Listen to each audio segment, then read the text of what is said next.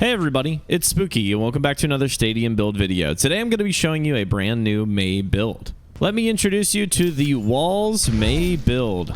Now this is a slight variation of the Ice Palace build, but with Snowball Flight out of commission right now due to a very annoying bug, this is the best thing we got to match up to it. This build focuses on cooldown reduction and ability power to maximize your uptime of your Iceberg mini blizzard, and is very effective against offense and defense. So let me quickly break down this build for you, and then we're going to jump into a game so you can see it live in action. And don't forget, you can watch me play these games live at twitch.tv/SpookyShow. Would love for your support over there. And without further ado, let's get started with the video. All right, so starting with the Walls build, the first power is Iceberg. This is our classic power. I'd say about 90% of the builds I have, they start off with this power because it's so flexible and it's so powerful. Creating a mini blizzard around your wall lets you create pressure on the enemy team from a distance so you don't have to risk yourself to get that value. And for May, she typically gets most of her value close up with most of her abilities, so this is a really good item. Just overall, it works in just about everything, and it scales great later on. We're going to be starting with Charge Plating, Compensator, and Power Playbook. This is going to maximize the amount of damage that we can output. Both of these items really good for just getting some early game damage scaled off of May. Compensator takes our base damage from 85 to 89 per secondary shot, which is a pretty substantial amount of damage increase considering the length of a match. Without Compensator, you can see that we are doing 85 damage. And then with Compensator, you can see we're doing 89. Now, Power Playbook is great to increase our base damage of our Iceberg early game. Without Power Playbook, our total damage from our wall and its duration per target is going to do 102. With Power Playbook, this is going to do a total of 112. So that's an additional 10 damage per duration of your wall. Now, scaled for an AoE, that can be up to an additional 50 damage. Less of an overall impact as Compensator, but every little bit counts, especially when you're playing from a distance. You don't really need too much survival. And then finally, Charge Plating gives us a little bit of extra health while also giving us 25 armor and 10% ability power after we proc our first ultimate. And with this build, you're going to get your ult pretty quickly if you're playing against more static comps, which is kind of what I recommend this build to be play against mostly. But if you're playing against like a Sigma or a Reinhardt or an Orisa, you're going to be getting this ult very quickly. So Charge Plating, very strong item for May to get in the early game. And Charge Plating, once it's been procced, will take our overall damage from 112 per target in our AoE wall to 122. So just an extra 10 damage on top as well, which that could be up to, with both those items, an extra 100 damage per wall at max that you can get if you obviously have all 5 targets. That's a juicer wall, so that'd be really good. All right, then going on to round 2, we're going to grab Twice as Ice. Now, this is a fantastic item to reduce our cooldown, or basically just the time in between our walls that we can use. It creates some really good opportunities to create like sustained pressure on teams because you basically just reset your wall when you use your cryo. So, for example, if we use our wall here and let it expire normally, we'll be on our cooldown. Twice as Ice will reset that back, and we can use another wall. This is really good if you don't need to use your cryo. If you're not getting pressured at all and you feel pretty safe, you can basically trade your cryo cooldown for another wall cooldown. So it's maximizing the efficiency of that. Now, I don't recommend getting in the habit of doing that because cryo is still like your one complete get out of jail free card. Anything can happen in Overwatch, so I usually don't recommend people use it specifically to get that cooldown reset. Now, it is important to note that when you're coming back from spawn, it's really good to get in the habit of using your cryo very quickly to stack your wall charges. So when you're walking back from spawn, by the time you get back to the fight, you should have your cryo back already. But when it's back, you're going to have 2 charges of wall without having to use your cryo to reset it. So you can see as we let this wall go down and expire, we have another wall ready to go without having to use our cryo again. So it's a really good habit to do that as you're coming back from spawn if you die, or as the round starts, to just flash your cryo real quick to get that extra wall charge, as long as you already have one in the bank. Now, as far as items go, the only thing you really need to grab is Icy Veins. This is our bread and butter of most of the Mei builds that focus on AP. This is 10% ability power, but also increases your base blizzard damage by 100%, essentially doubling the amount of damage. So, as you know from our previous wall on round 1, it was doing a maximum of 122 damage per target. Now, with Icy Veins alone on top of those, we're going to be doing... I don't even know it's going to track. I think it's just going to kill him. Essentially double that plus a little bit more. So we're looking at here. Let me get a tank here so you can see the full damage.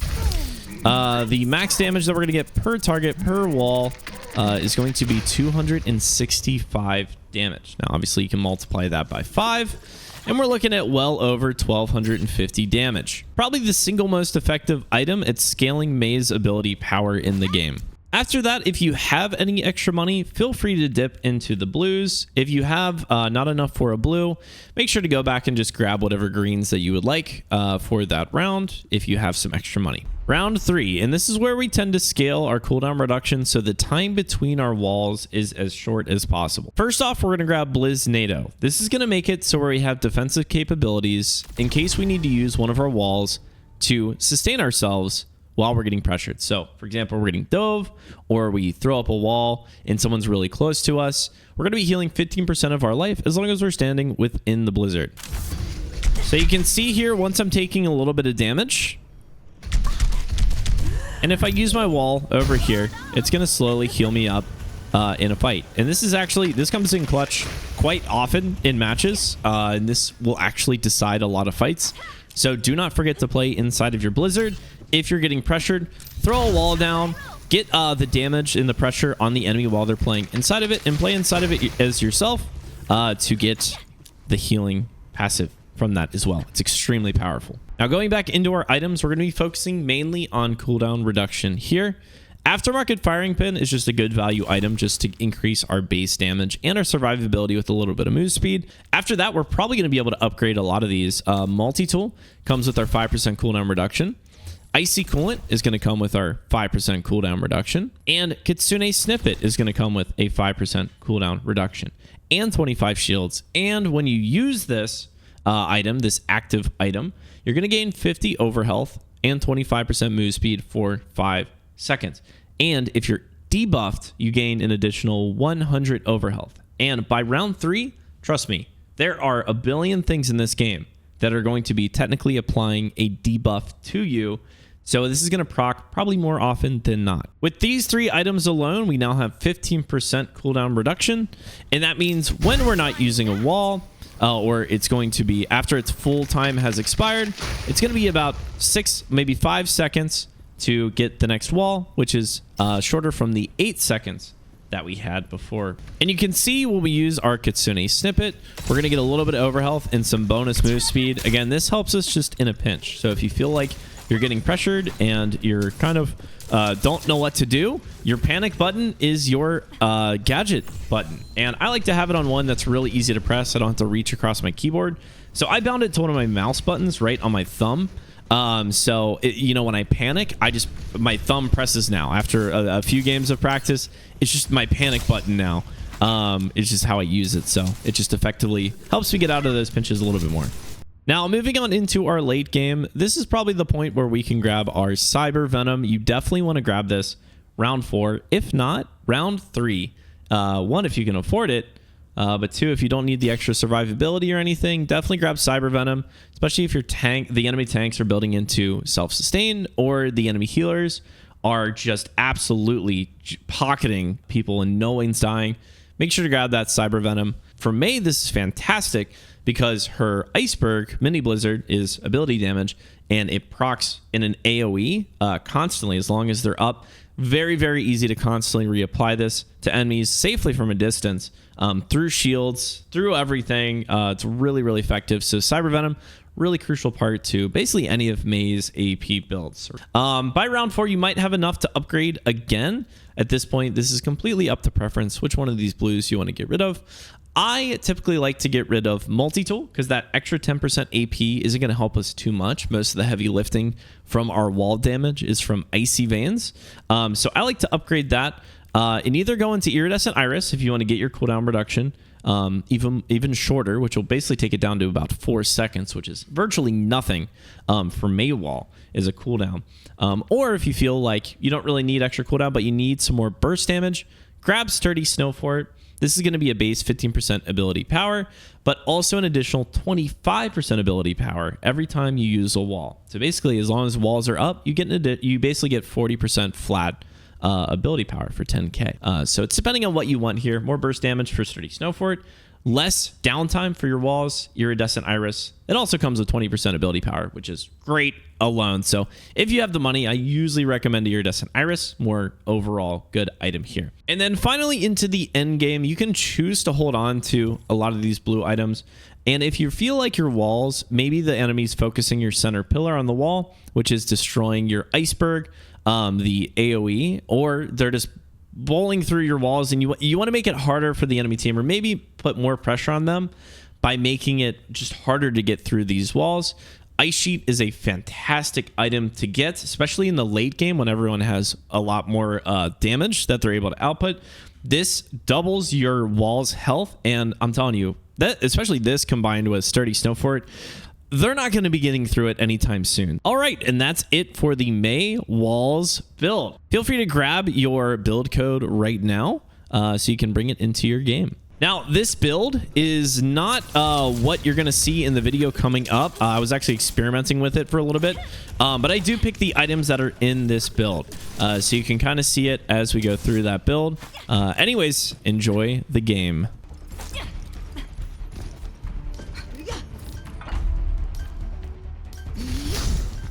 The armory is closing shortly.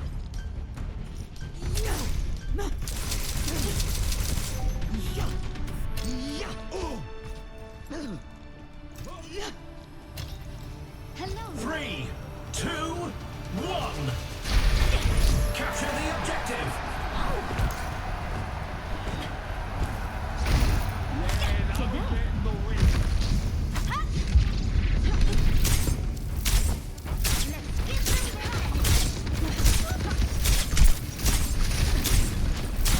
The objective goes live in 10. Wall coming up. Come over here. Thank you. The objective's online.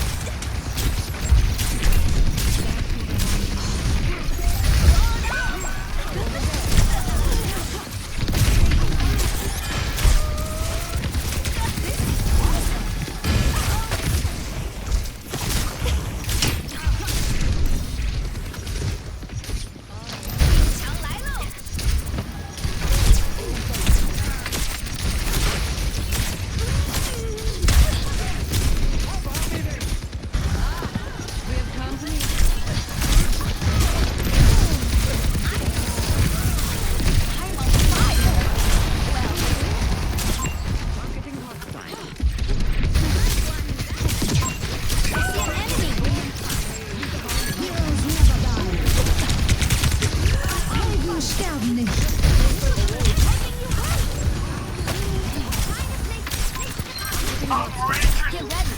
Coming back. Bring in the rain. Nanoboot administered.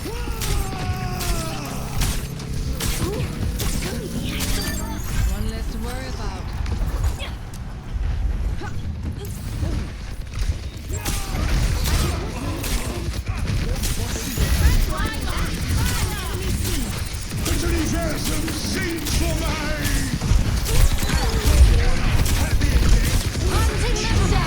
动手，不许走。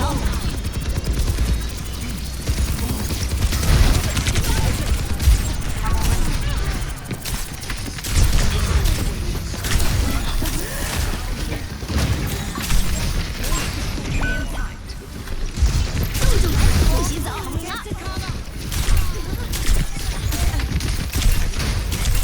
I like the high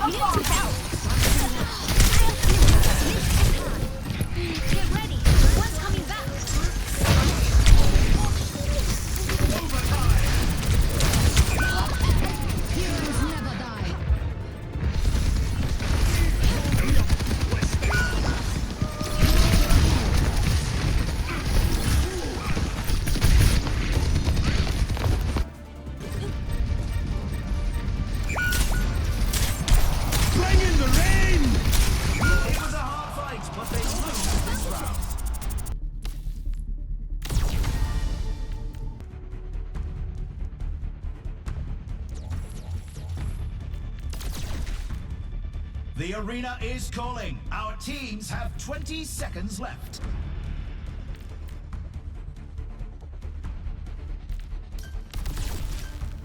3, 2, 1. Commencing attack on objective B.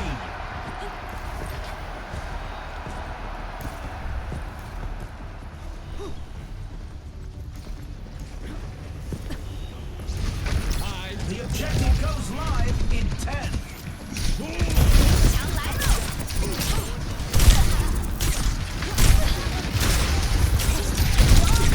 The objective's online.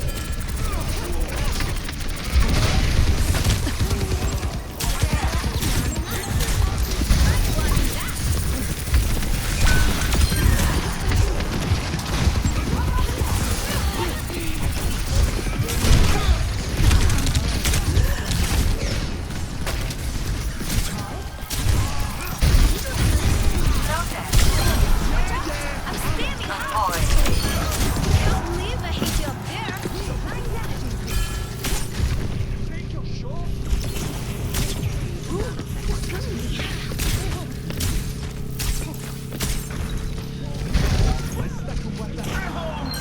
I'll keep this fire burning. They take the point. They're advancing to objective C.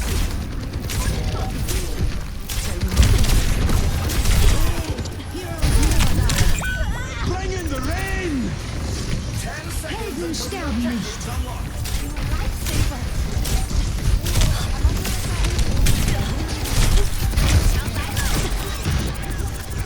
The objective is now 不洗澡。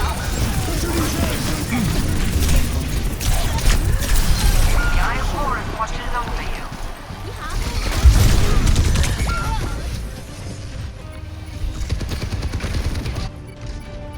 The important thing is to Kill keep number learning. 4. they lost that point. 冻住，不洗澡。 Falling back to objective B. Hunting them down.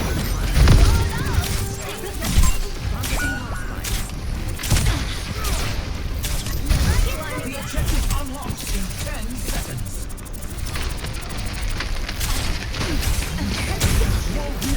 We're stuck in one last.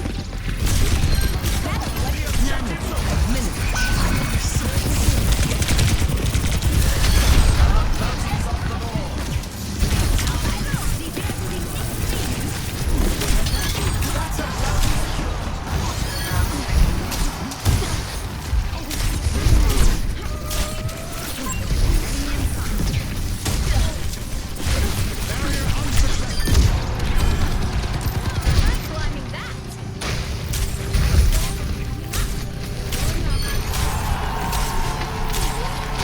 冻住，不洗澡。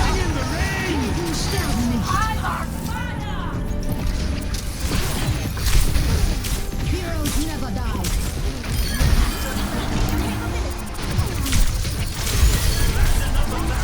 Standing hot. The score is 1-1. Free choice is crucial.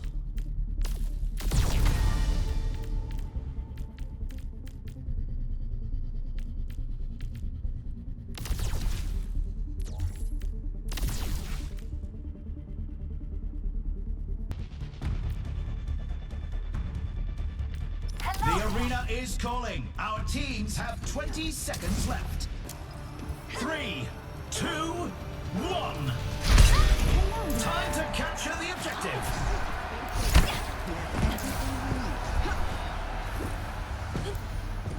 The objective goes live in 10. Stuck in one last.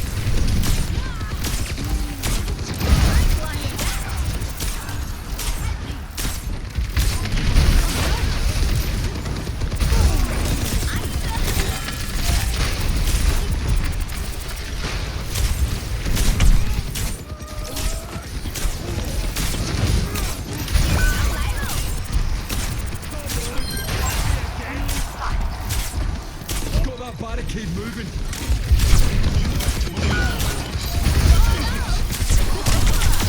I never had to use that on it. They're not supposed to be getting up, right?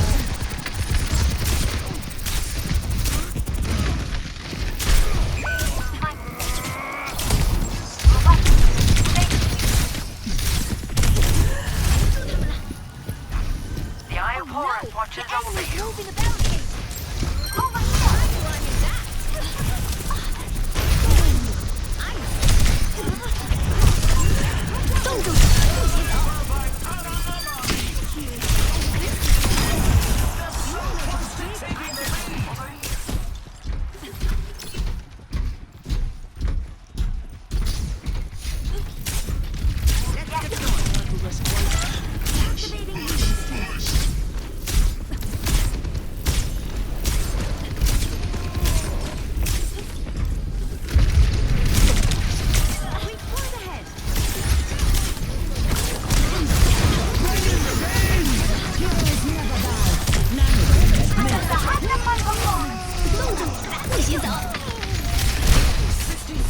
They've taken possession of the robot.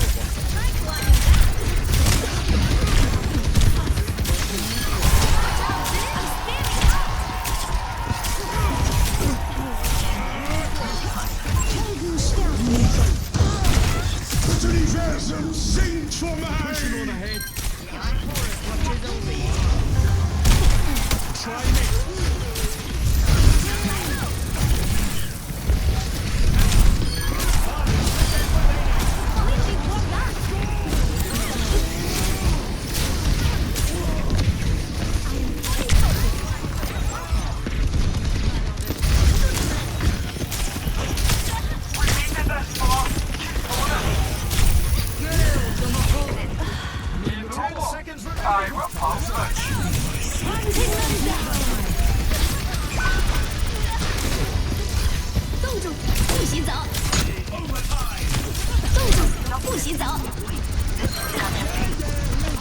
Bring in the rain. I'm actually on fire. I see an enemy. Almost there. Stay with the robot. Let's check the standings. 2 to 1.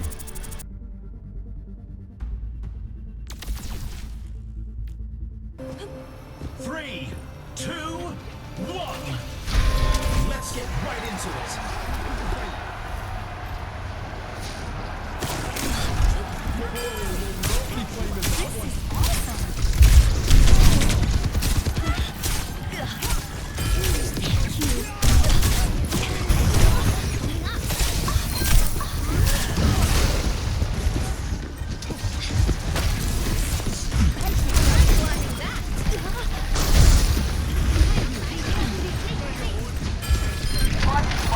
Your opponents hit the first checkpoint.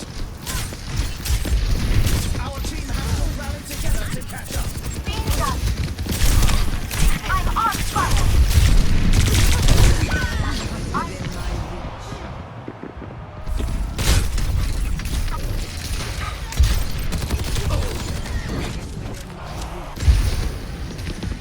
New forest watches over you. 搞科研就得不怕失败。 Heading you out.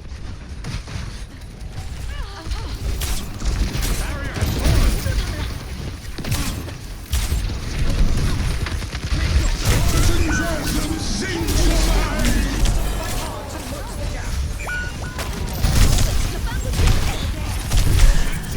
Einer محدش يقدر عليا. Sigma! Here to help. On my way. Bring in the rain. Stop the payload. Our team has to rally together to catch up. I'm running hot. Let's go. You're powered up. Get in there. I feel unstoppable. 冻住，不许走。